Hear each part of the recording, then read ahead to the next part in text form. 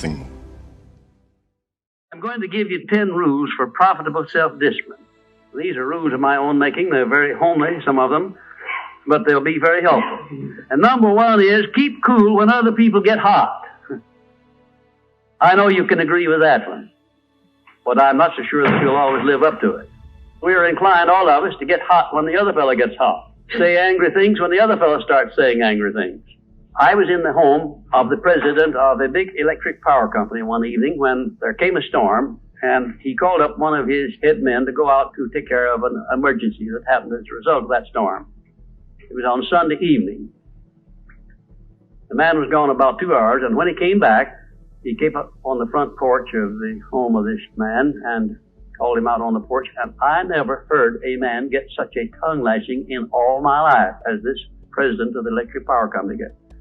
Says, you blankety blank blank, you think because you're the president of the company, blankety blank blank, and I'm just as good as you are, blankety blank blank. Oh, it was terrific.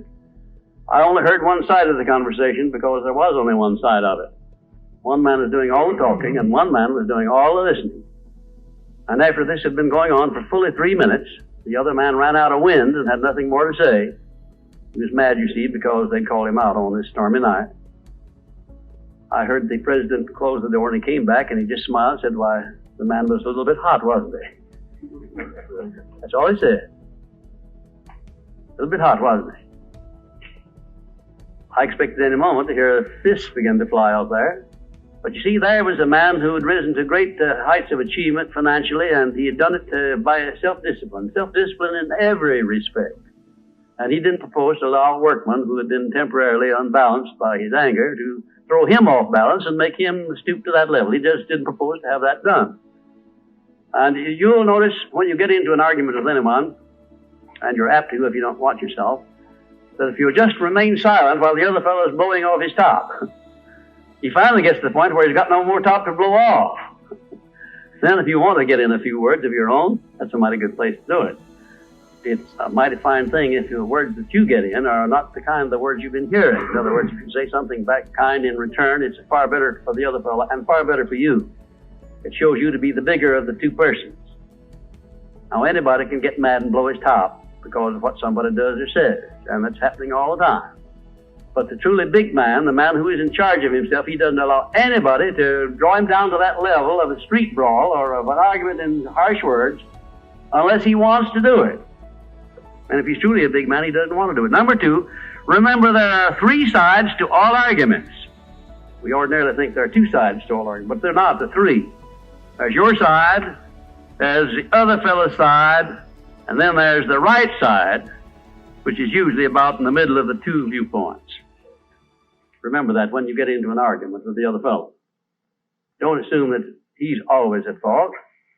Maybe you're partly at fault too. Maybe neither one is totally at fault. The chances are, in all of the arguments I've ever heard, both parties were partly to blame in one way or another.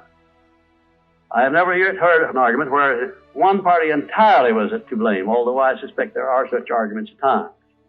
Number 3, never give directives to a subordinate when you're angry.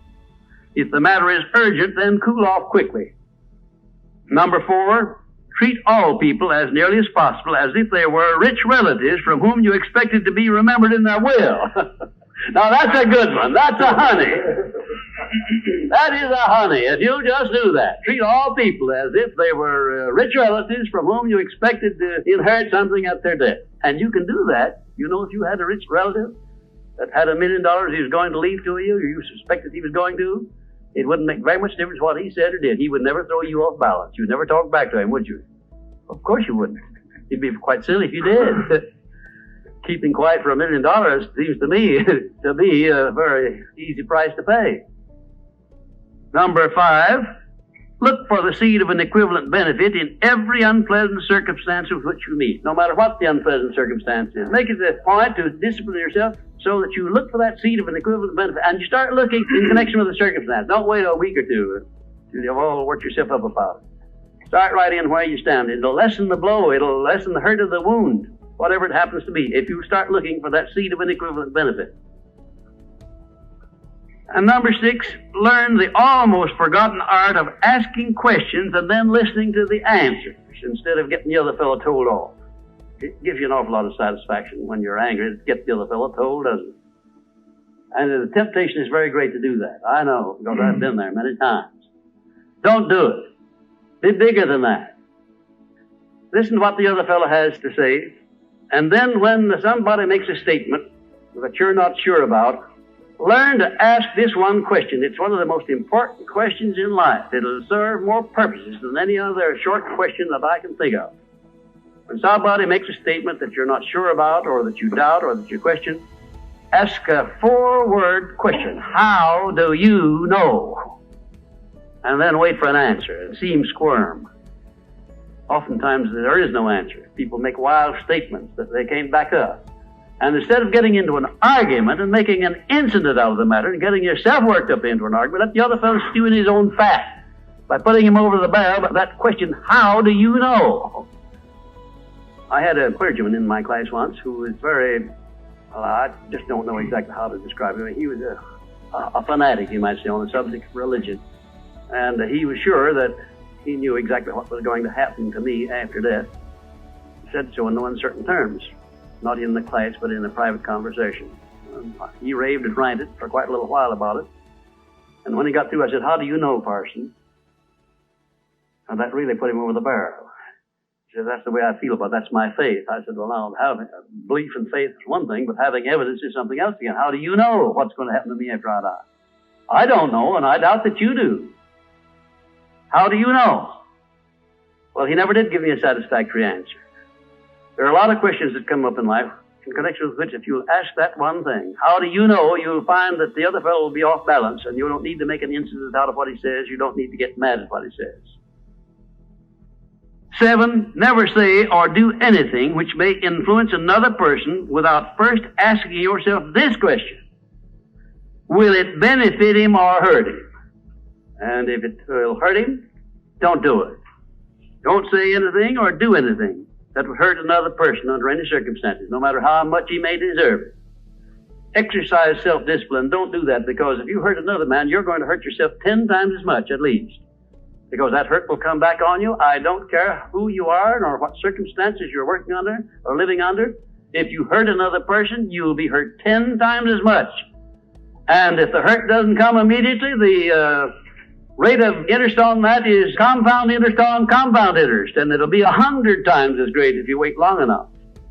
Because everything that you do to or for another person, you do to or for yourself. There is no escape from that. That's just as much a law as the law of gravitation, which everyone understands. You know that if you stepped over the top of this building, no matter what your mind was or what your belief happened to be, if you stepped over the top of this building and violated the law of gravitation, that you'd hit the ground and you'd die in a very few seconds.